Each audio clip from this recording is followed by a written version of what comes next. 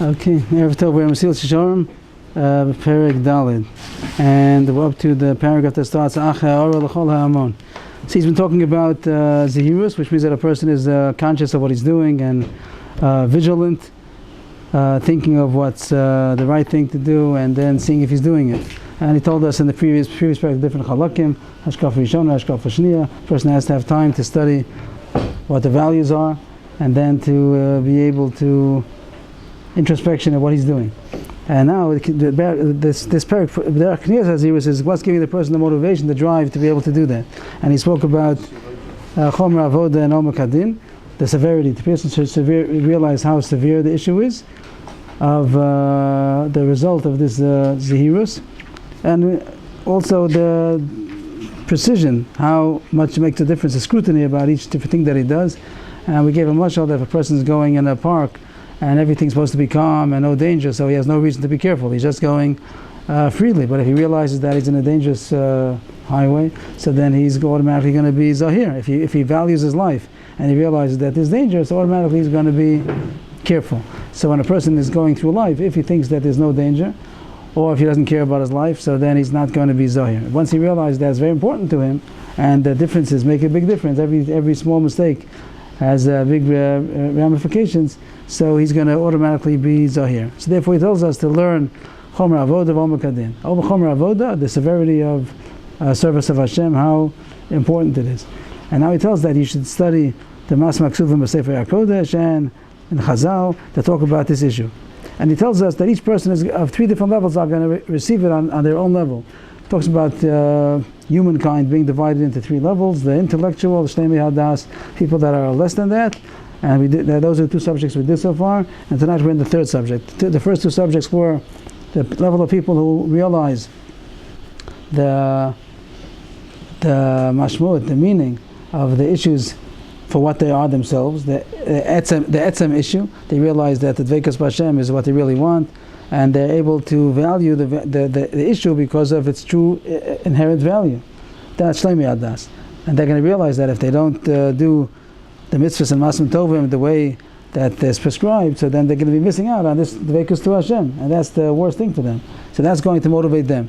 The next level of people that they don't have enough intellect to be able to gauge it by its own inherent value, but they need the structure of society to tell them what's important. And the same way it is in people nowadays, also people in any issue, not dafka in the issue of dveikus b'Hashem, but any issue, sometimes people only measure it by how society looks at it. And they're not only superficial people, they really want meaning, but they don't know how to measure it on their own. So they look for what society is machshiv, and they do that. So he's telling us to look at the society of Olam Haba. He's not dafka in the society in Olam Hazeh. It could be in this world, the society is going to be machshiv other things. But if you realize that in Olam Haba, the society over there is going to be reckoned according to how much dveikus people have. So realize, in your way of looking at things, that society is the barometer. So realize that in Olam Haba, the barometer is going to be according to how much dveikus a person has and the masim tovim that he did. And these people will be able to arouse themselves to do what's right based on the motivation of kavod. But we said kavod is not a lowly kavod that they just care what people think. They really are using that as a barometer to what's really meaningful. And now we're up to the third level. The way that most people, the multitudes of people, the first two levels are pretty high levels. The first one is Shlemi Adas, second one is a bit lower, but it's still on that level of they want meaning. They don't know how to gauge it without the help of society. But most people are not so high, and most people, they just care about the good that they can have in this world, the good and the punishment that they might have to suffer if they don't do what's right. Most people, the Hamonam, they're not wise enough to see things from such a far issue of dveikus b'Hashem, but just in worldly issues of schar v'onesh. So just to point out that he doesn't say in this parak, he's not going to talk about dafka olam hazeh. He's not going to mention what I said now in this world. He doesn't say it over here, but later on in parak ches, I think it is, when he refers back to this subject over here. Parak ches, right? Over there he calls, at the end of parak ches, he refers back to our subject, and he says that this is olam hazeh people. So it does make a small point of that there's really no difference between olam hazeh and olam haba if people think that Olam Haba is also going to be a similar scenario as Olam Hazeh. Means, how do people think of Olam Haba? If they think of Olam Haba with the same kind of pleasures and suffering that would be in this world, so even though they're thinking about the world to come, but they're also thinking on Olam Hazeh terms. So if that's what their issue is, it doesn't make a difference if it's now, what's in 70 years, or what's in 100 years. They're thinking about the reward and punishment and their worldly concept. Thank you. So that's the people I was talking to. It does make a difference after this world or the next world. But if they realize that the next world doesn't have those kind of physical pleasures or punishments that we have in this world. So that's people that are talking about Dveikus B'Hashem. They realize that everything over there is Dveikus B'Hashem or the lack of it. So that's what's going to be, that's their issue. So most people who are on this level, they think even of Olam Haba only on their physical level. But and he says that's a good enough thing to motivate you. Yeah, whatever level the person is on, he should use whatever motivates him. If that's what motivates him, so it's a truism. It is true that a person who's going to live the Torah life is going to have a better world in this life in this world. But he's thinking on a different level of life.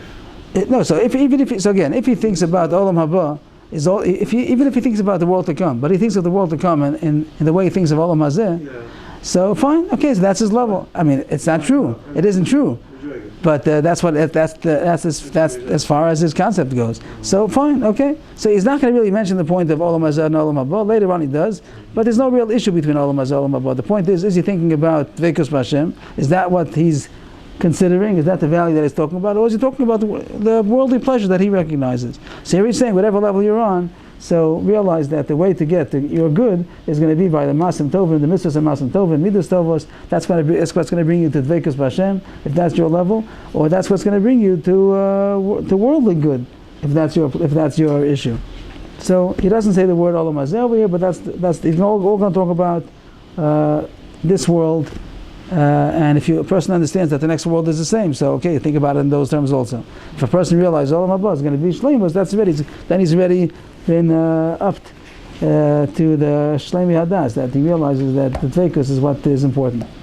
So he now brings, till now if you notice, in the first two subjects he didn't bring any real Mamori Chazal of examples where he found in Tanakh or in Mamori Chazal where this issue is brought out of Shleimus and the issue of Kavod. He just spoke it out Misvara. He just said it on his own, that the Shleimus, the Dveikus B'Hashem, the cleaving to Hashem is going to be evident in Olam Haba. That's what the Schav Olam Haba is, the world to come. And also the Pchusim, the second level, was also just describing to a person that you think it does make a difference where you are in society. Of course it makes a difference to you. You see, in this world you care about it, so surely you're going to care about it in the world to come.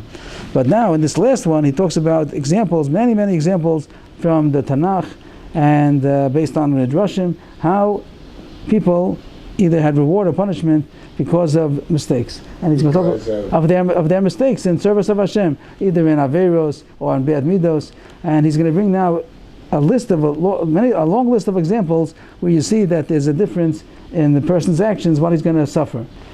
So I think the reason is because there are no real Chazal that talk about Olam Haba, because we can't understand the Olam Haba. We don't know what kind of reward there is in Olam Haba. We just know in general that it's Dveikus B'Hashem, but we can't perceive it in this world. So there aren't going to be many psukim to talk about it because it's beyond our concept. A person can be smart enough to know that there's such a thing called Dveikus B'Hashem, and it's going to be in the world to come, and he trusts Hashem enough. But there's no actual examples. The only examples that we have are only in worldly examples. When we see that there's punishment in this world, so then we understand that there's good and bad. But a person who's going to project from there to Olam Haba, he has to be intellectual. A small example: if when someone is in school, and the teacher, whatever, the administration, they made up a set of rules of reward and punishment. So the child who's on a low level of intellect, so he doesn't know anything besides the reward and punishment. He knows he's going to get a candy. If he does good, he knows he's going to get punished in some physical punishment if he does bad.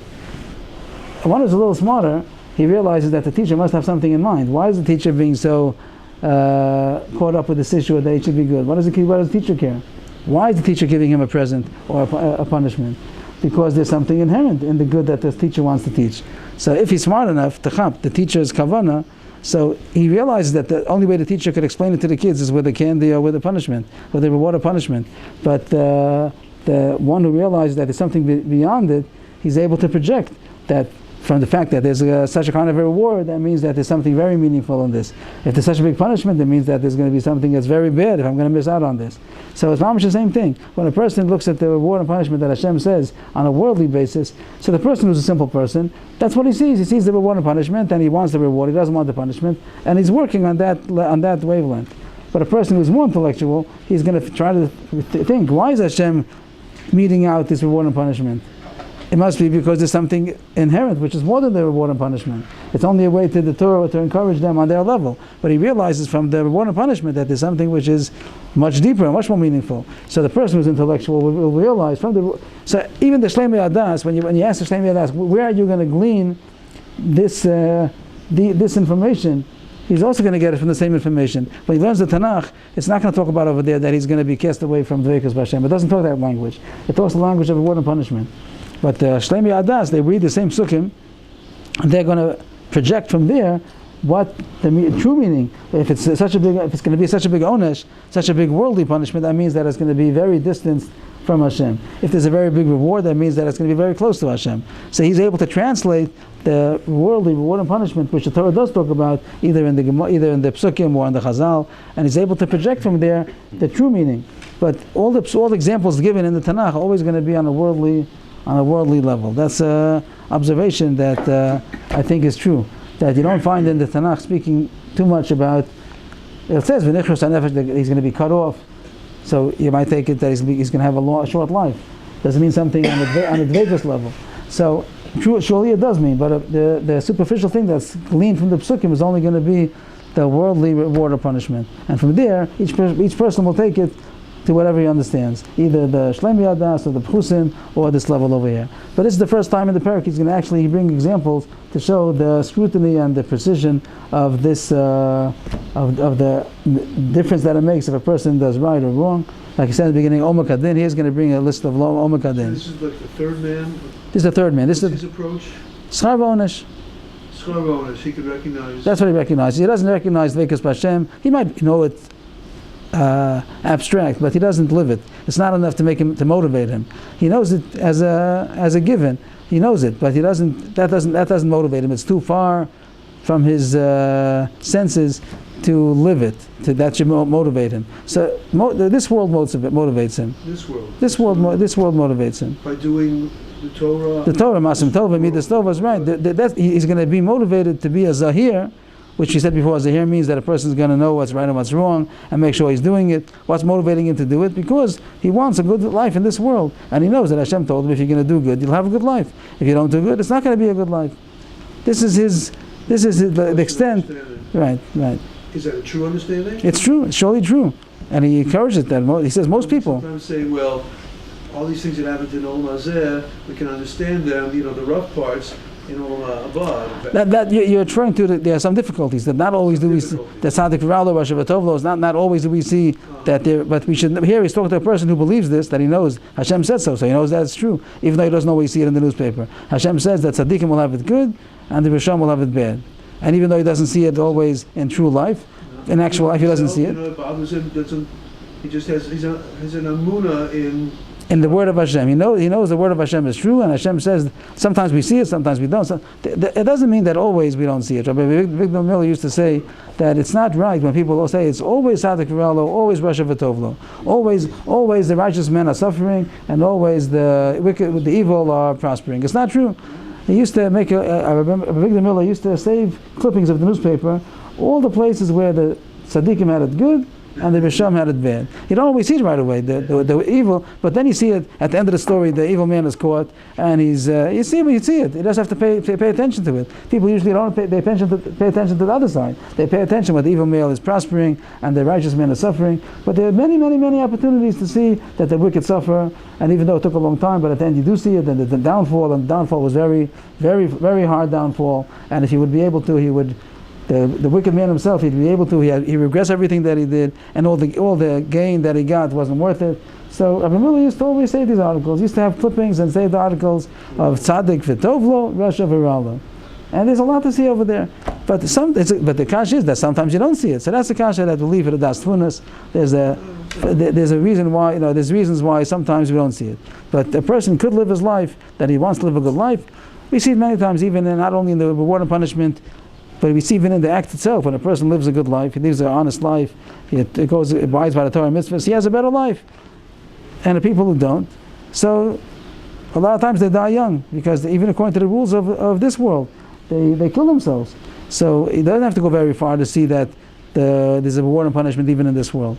So this is the level of the hamonam, of the multitudes of people. They're not super intellectual, that they are motivated by having a good life. So we'll see it inside. Can a person do the Zerizas also? The Zehiras. Here he's talking about Zehiras. And you're right, later on he's going to say for Zehiras it's the same thing. He's going to refer us, in Perek Ches, he's going to refer us back to these three same levels as far as Zehiras goes also. Careful, and then also be that's the language that talks to them. Right. It's still going to bring them good. Yes, and it's true, and it's a truism. It is true, and Hashem speaks that way, and the Torah always speaks that way about reward and punishment even in this world. So as I mentioned a couple of weeks ago, I think that someone thought that he was Shlomi Hadas. Someone thought that he was on a high intellectual level, and the fact that he's going to be Davik and Hashem, that motivates him. And he was working on this issue of Mesillas Yesharim, of Zehirus, and it wasn't getting him any place. He saw that he wasn't really motivated. So then he tried, maybe I'm not what I thought I was. Maybe I'm Hamon. Maybe I'm like everybody, and I care about reward and punishment. And he connected his wiring to his motor of drive, was connected to this world, and then he started working. He saw that it works. So it's not smart that a person should perceive himself. Each person should know what he is, what motivates him, and he should live accordingly, that he should be motivated to the thing that really motivates him. Really connect this wiring to what really motivates him. So here he starts on the third level. The thing that's going to arouse the multitudes is this issue of reward and punishment. When he sees the scrutiny, how far-reaching is the scrutiny about each act counts. That's really true, that a person should actually shudder constantly when he would think about the scrutiny that Hashem is watching him and everything that he does. Who can literally withstand or tolerate, who could find himself righteous before his creator? If Hashem is going to go only with Midas Adin, exact judgment, so then nobody could be Miyamod B'Yom Adin. Which person can withstand the judgment? That if there's going to be only strict judgment, so then everyone should realize that he's going to fall beyond the mark. Hashem's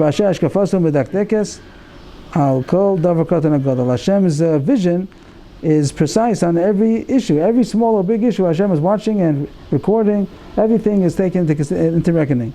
Chazal say so. That when it says that Hashem tells man his talk, Siyach means like regular idle talk. That even idle talk between a husband and a wife, they think that they're just talking amongst themselves. And so also that in the din, in the judgment, in the heavenly judgment, that's all. Everything's going to be brought to trial. Everything's going to be judged. Odam, another Chazal, Usviva of Nisara mode. Hashem's surroundings are very stormy. So there's a drash to say the word Nisara, it means a storm, like a Sa'ara, Ruach Sa'ara, like with a Samach. But the Gemara dashes it as a hair. A hair. The word Sa'ara could also be Hebrew for a hair. Hashem is precise with his pious ones, even like a hair's breadth. That even a small thing makes a difference. Hashem doesn't forego anything. Whatever is, the judgment is exacting judgment. And now he brings a long list of examples where we see that big tzaddikim, they made a small mistake and there were repercussions for it. Nothing goes unnoticed. So exactly where are we inside? We're in Perek Daled. Yeah. Each page is different, but I'm let's say 1, 2, 3, the fourth page into the fourth Perek. Anybody have the same edition? Can I trouble you?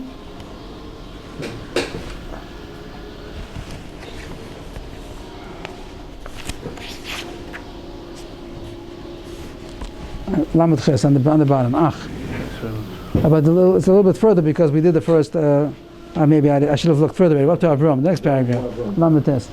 Avram. So it's Avram. Even Avram, who's the greatest. Who Avram over Lakono? That's Avram, who's so beloved to his Maker. Hashem says about Avram, who loves me.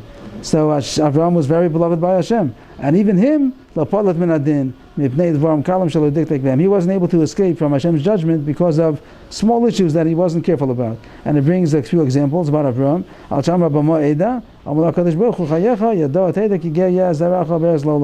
Because he said when Hashem said Hashem promised him Eretz Yisrael, so Avram said, with what am I going to know that they're going to merit that?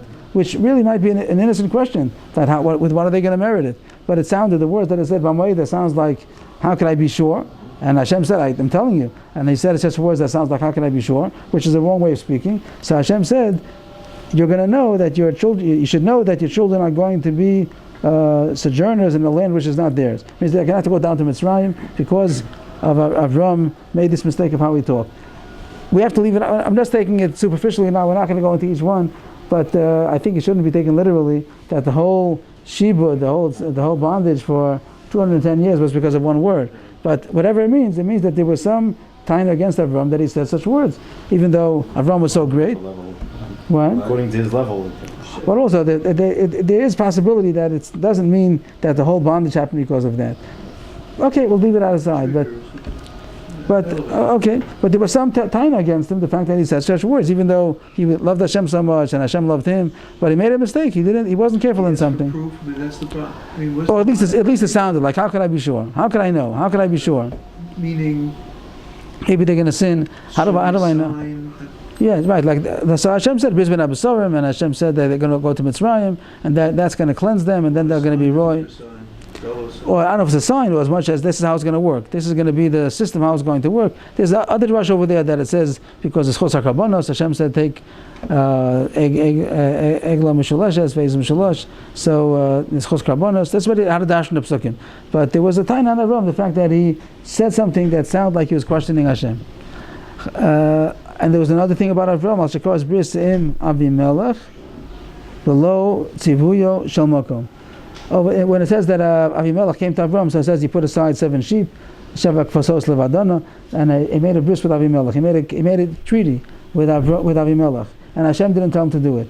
That also was considered wrong. That Avram should have asked Hashem if he should make a treaty with Avimelech, and because of that, Amalo HaKadosh Baruch Hu, Chayecha Shani Masha B'Simchas B'Necha Shiva Doros. Hashem said that I'm going to wait. I'm going to stall the joy of your children for 7 generations. Referring to? Until Yitzis Mitzrayim. From Avram until Yitzis Mitzrayim was 7 generations. So because here it says because Avram made a treaty with Avimelech, that's why it was postponed the entry to Eretz Yisrael for 7 generations because of this mistake of making a treaty with the Plishtim. That's about Avram. 2 examples of Avram. Yaakov. They say that's the reason why for the Akeda. I'm not familiar. What are they saying? Because it says right after is this where he let them gave Amalek to live in Israel for a couple of generations? And right after this story, it has the story of the Akeda. And they're saying that the reason because he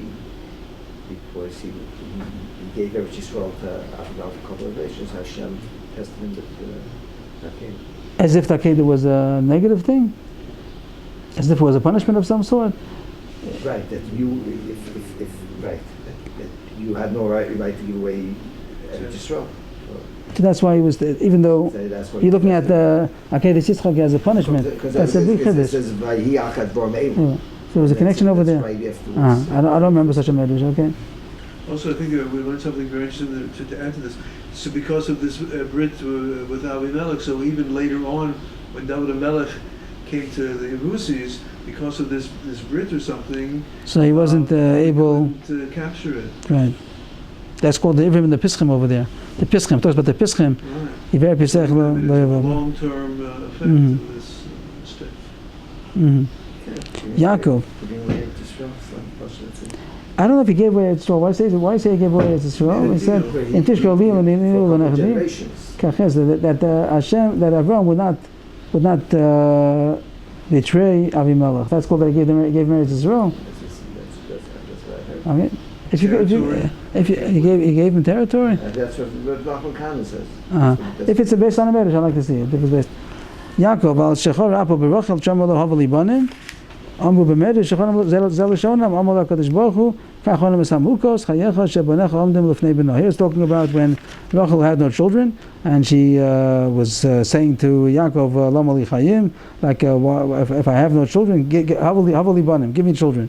So Yaakov said, am I the one to give you children? I'm not God. But he shouldn't have answered her so strongly, so sharply. So even though it was, you could say it was correct, he says, I'm not God. But since she was in pain, so he should have been more sensitive to her pain. So Hashem said that that's not the way you're supposed to talk to somebody in pain. That your rest of your children are going to be subservient to her child. It means Yosef is the child of Rachel. At the end, it was that the rest of the children of Yaakov were standing before her son, which also was of his son also, but it was her son, that she had a chashivas because, his sons had to be subservient to him.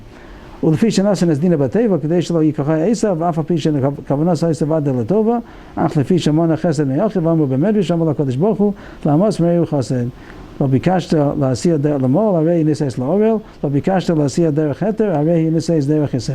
So this is hard to understand, all these diktukim, but the Medrash says that when he didn't want Dinah to be taken by Esav as a wife, and when he was presenting his children, so Dinah wasn't there, and the Medrash says he put her into a box that Esav shouldn't notice her, even though he definitely had a good intention, that Esav shouldn't take her as a wife, but the Medrash says that since he held back a chesed from his brother, so it says about Hashem said to him, to he who holds back from his fellow man a kindness, so you could have given, it means assuming that Dinah would have been able to improve Esav, she would have become better if Dinah would have married her, but because he didn't give that opportunity, so therefore since he didn't marry her to someone who was circumcised, at the end she was taken by Shechem and he was uncircumcised, and he didn't want to marry her permissibly, so she's going to be taken in a prohibited way by Shechem.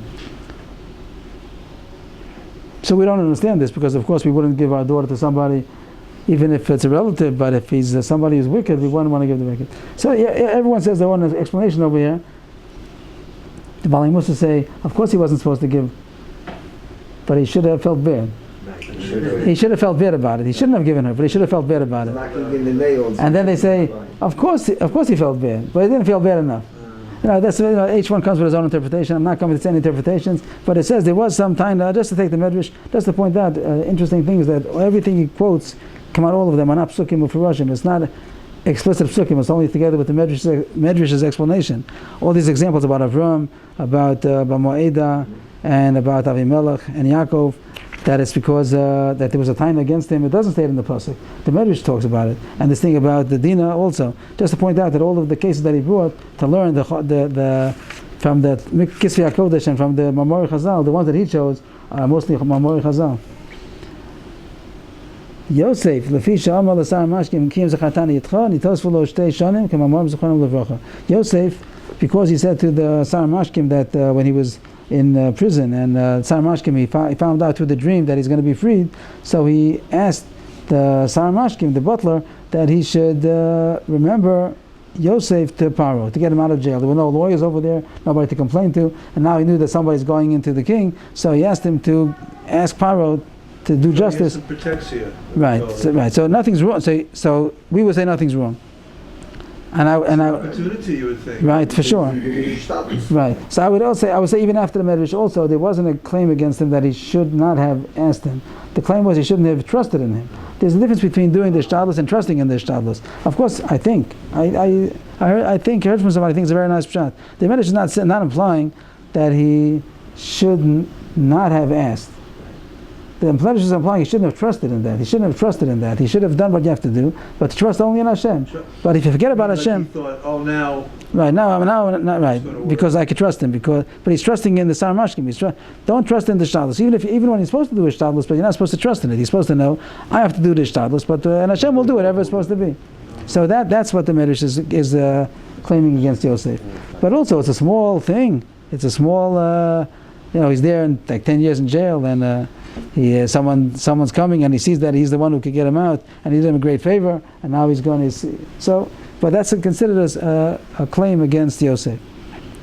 Oh, Yosef Atzmo, again, another example about Yosef. Al Shchana Tasav B'li V'Shus Shal Mokom, Ol Lefi Shesham Avdecha Avinu V'Shasak, L'Mar Kedislei Meis Lifnei Yachav. We find that Yosef was punished that he died first of all the brothers, even though he was younger, but he died first of all the brothers. And Chazal say two reasons: either because he embalmed his father without asking Hashem. Over there it says that then after Yaakov died, so he mummified him, like Vayachantu, and it doesn't say they asked Hashem, so that was considered not respectful to do to Yaakov, even though he had a good kavanah, for sure he had a good kavanah. At the end it says he himself was embalmed also. That was the minhag in Mitzrayim.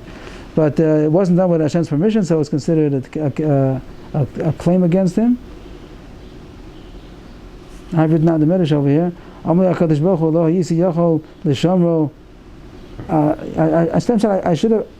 could have taken care of him, that he shouldn't putrefy even without the embalming. Means that such a tzaddik, Hashem could have made him to sustain without having the embalming. Right. That's why the Medrash over there continues. Al tira tolas Yaakov. Like the Medrash Dash under there. Don't worry about the tolas Yaakov. The worms. Don't worry. Hashem says, I can take care of the worms. They shouldn't come to Yaakov. So anyway, it says that he should have asked Hashem before he did such a thing. So it's considered a claim. That's why he died before his brothers. Or because he heard Avdecha Avinu. We heard when the brothers were talking to Yosef before they knew who he was. They thought that he was the viceroy. They didn't know that he was really Yosef. So they referred to Yaakov as your servant Yaakov.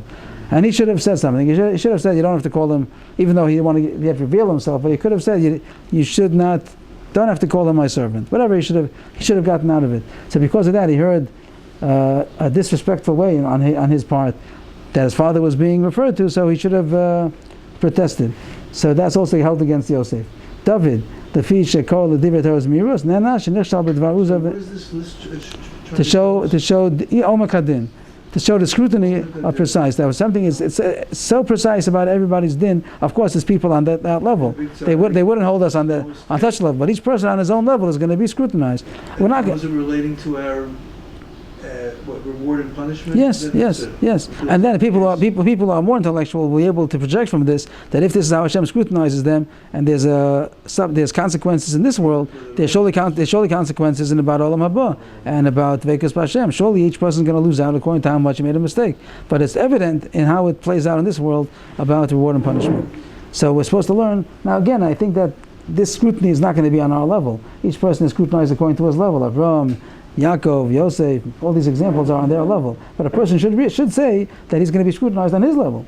And each person knows that if he'd be scrutinized even on his level, he wouldn't be passing with flying colors. So a person therefore should take to heart and be careful about what he's doing. David, David, even though he meant well, he called Torah like songs in a positive way, but there was a negative nuance to call Torah like a song. It means like an easy thing, it's pleasant.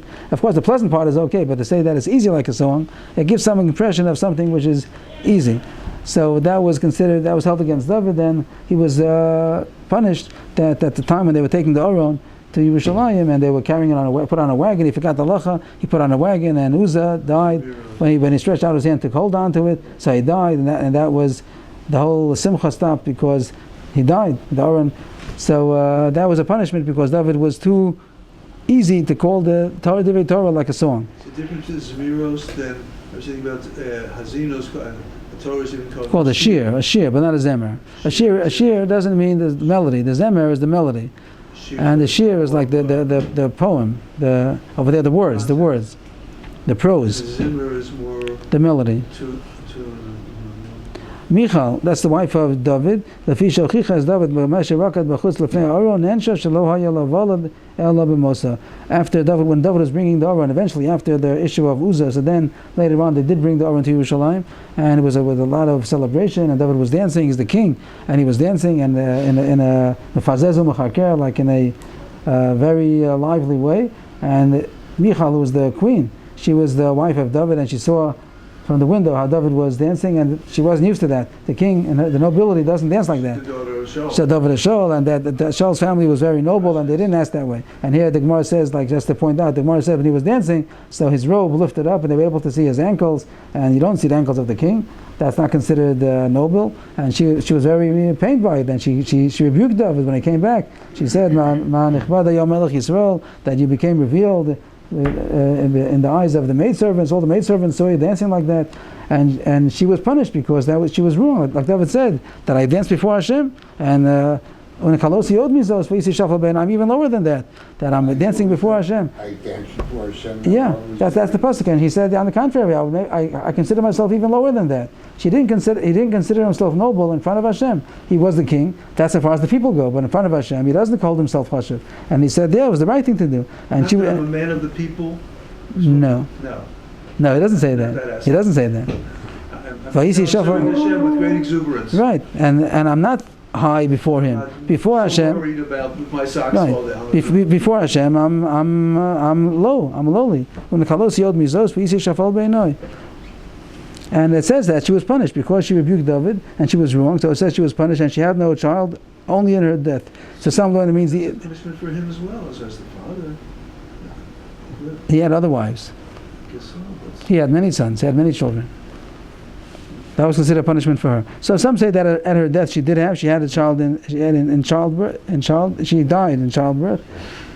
The simple reading might have even mean that she didn't have a child at all. But the Gemara says Ela b'mosa that in her death she did. Chizkiyo, lefi shehera el.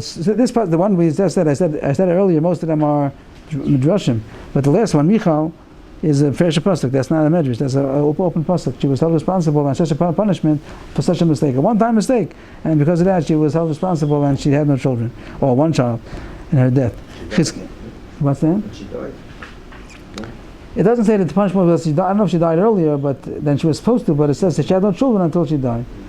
Chizkiyo lefi shehera el sorei hamelach bavel as beis nachoso nigzral banav liyosa risim hechel melech bavel.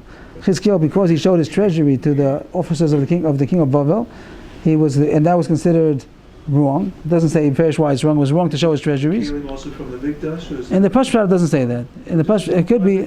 That's what it sounds like. The Pashut sounds like he showed his treasury, and that was considered wrong. So it doesn't say wrong. Why is that? Why is it so wrong? He's saying maybe a Medrash says that he showed the Kelim of the Beis HaMikdash, but the simple pshat, it sounds like his treasury. So why should that be so? Why should that be so held against him? Why is he showing to this guy? He showed it to show the wealth of the kingdom, or his personal wealth. Maybe he's showing his personal wealth, not the wealth of the kingdom, but the personal wealth. So he shouldn't have taken credit for it. I can't say exactly what the time it was. So it was decreed upon him, his children, that they should be officers in the palace of the king of Bavel. And eventually, not in his lifetime it says, but afterwards when they were taken to exile, so they became officers in the Babylonian king's palace. Maybe he's showing too much kavod for this king of Babel. Maybe that's the point. Okay. Here they say servicing is eunuchs. So that's not. I don't know if you need a Pashup Shah. Many examples. He brought about 7 examples. How many just to count? He brought 2 for Avram, and then Yaakov, and 2 for Yosef, David, Michal, Chizkiyahu. 8 examples.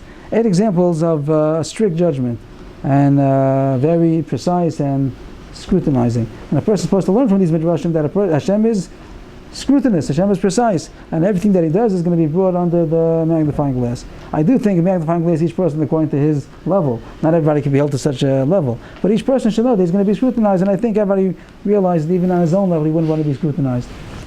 It says in the Gemara that when Rabbi Yochanan reached this pasuk, the following pasuk, which is brought down from Malachi, so he would cry.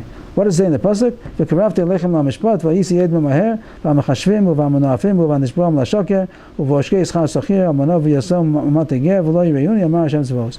I'm going to approach you in judgment, and I'm going to be a swift witness for those who do sorcery and adultery, and those who swear falsely, and those who oppress their workers, they don't pay them, and they oppress the widow and the orphan, and those who also incline the judgment of a convert. He doesn't have anybody to help him. They don't fear me, says Hashem. So it's an interesting pasuk. It talks about very severe averis, a sorcerer, nishba l'sheker, mamanofim, things that are death penalty, capital punishment, together with somebody who's not paying his wages, or he's taking advantage of a widow or an orphan. And putting it together, the juxtaposition of putting these 2 things together, it sounds like what do they have to do with each other? One is extremely, extremely severe, and the other one sounds avera, but not on the same level. So Rabbi Avrohom would cry. When he saw such a pasuk, he cried. Rabbi Avrohom cried. And he said, somebody that they weigh the more lenient sins and the more severe sins, is there a way that he can get, that he has any way of getting out of it? Could he come out clean? So superficially it might be taken that he's dealt, the same punishment is for all the levels.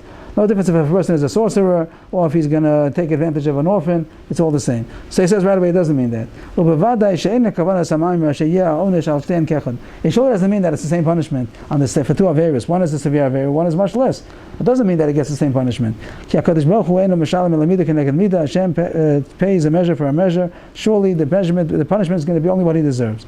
So what does it mean that Hashem weighs them equally? The fact that they're all weighed equally. It doesn't mean that they all weigh the same amount, but they're all put on the scale. Don't think that only the heavy things go on the scale and the other ones Hashem puts aside. Everything goes on the scale. If it weighs a little bit, it weighs a little bit. If it weighs a lot, it weighs a lot. But everything goes on the scale. That's the chiddush. That if they weigh everything, takana yeshlo, not that they weigh it for the same amount. Everything has its own weight. But the fact that everything goes on the scale, he thought, Rabbi Yochanan said, I would have thought that the things that are smaller various, that's overlooked. So no, everything goes on the scale. Kach olos bekaf hakalos kemo hachamuros. The same way that the chamuros go, the severe sins go on the scale, so too the lighter sins. Ki lo yashkichu hachamuros as hakalos, because the fact that there are some severe various doesn't make to be forgotten the smaller various. It isn't that he did so many bad things, so now these small things where the change doesn't go on the scale. No, everything goes on the scale. The judge is not going to ignore it at all. The same way that he doesn't look away from the severe sins, he also doesn't look away from the lighter sins. Everything is going to be supervised and inspected. Everything's going to be inspected. How much is it going to be paid? Each thing according to what it is, but everything's going to be inspected. Each one's going to be judged, each one's going to be punished according to what it is. Means again, kifi mashu means only according to what it deserves. Not going to be equal, each thing according to what it deserves. But everything's going to be judged and punished.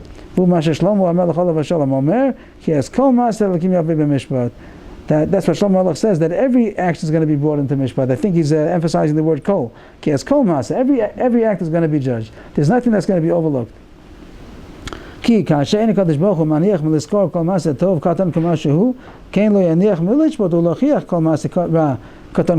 like Hashem doesn't hold back from giving reward, by reward no one's going to say, it's a small thing, so there's no reason why I should go on the scale. No, by the reward everyone understands that everything goes on the scale. A big reward and a small issue that deserves a little reward, everything goes on the scale.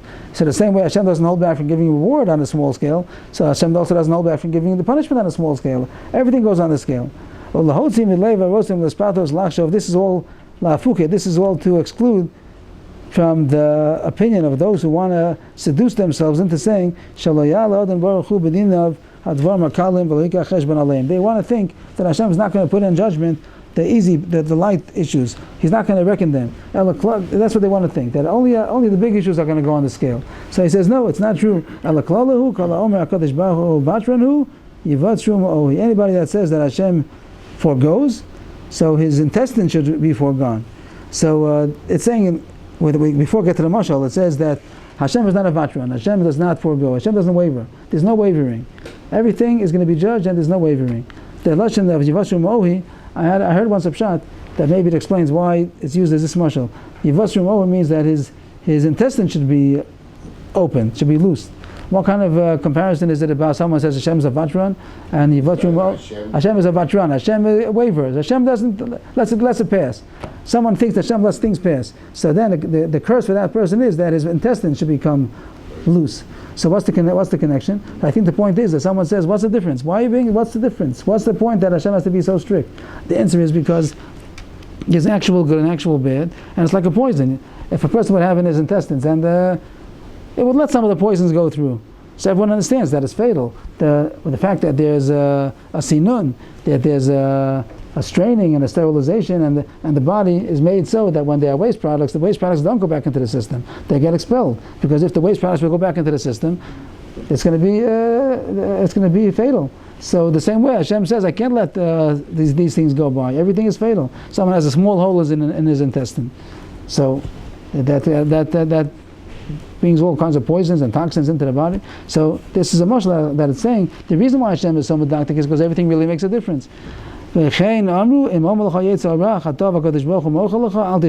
say that if the evil inclination says sin and Hashem will forgive you, don't listen, because it's not true. Hashem is not going to forgo, not going to waiver any kind of sin. But we say with tshuva. Oh, so that we're not going to have time today, but that's going to be a big essay at the end of the parak. Where does tshuva come in? So, right. But so far he's saying before the tshuva, the scale and everything counts. You have a kasha. What happens to tshuva? He's going to ask the kasha himself. Next week we'll go into the tshuva. But he says that as far as the judgment, there's a strict judgment and exact. This is obvious and clear why it's so. Hashem is true God.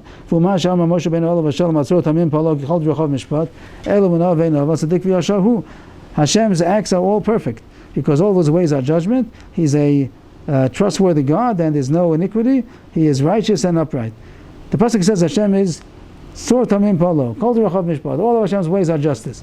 Since Hashem wants justice, it's the same thing that it would be considered transgressing justice if Hashem would either ignore the good or the bad. Justice means that's what's magir, what's deserving. Since Hashem is just, so He has to exact justice, whatever is just. So there's going to be a judgment to see what it deserves. Al Kain and Mishpat who wrote said, since Hashem wants justice, so He has to give to each man according to his ways and the product of his actions and the utmost scrutiny, for good or better, which is another way of saying for better or worse, even if it's bad. That Hashem has to give justice according to what He deserves. And that's what Chazal say. That means that Hashem is tzaddik v'yashor. Hashem is upright and novel. That means that both for the tzaddikim and for the rishon, Hashem gives tzaddikim exactly what they deserve, and the rishon whatever they deserve. Kikachi amida. That's Hashem's attribute of justice. V'alakol hudan, v'alakol chaytu ma'anish ve'eni moleit. And He judges everything, and every sin He punishes, and there's no escape. And here we have to stop over here. But the obvious question is, what's tshuva? And that's going to be the without. We had rachamina added in. So that's the question. We're not going to go further, but just to point out the question. If everything is justice, what happened to rachamim? There's also an attribute of mercy. So that's the question, and everyone's welcome for next week to continue to the answer. Yashikach. You got to come. Okay.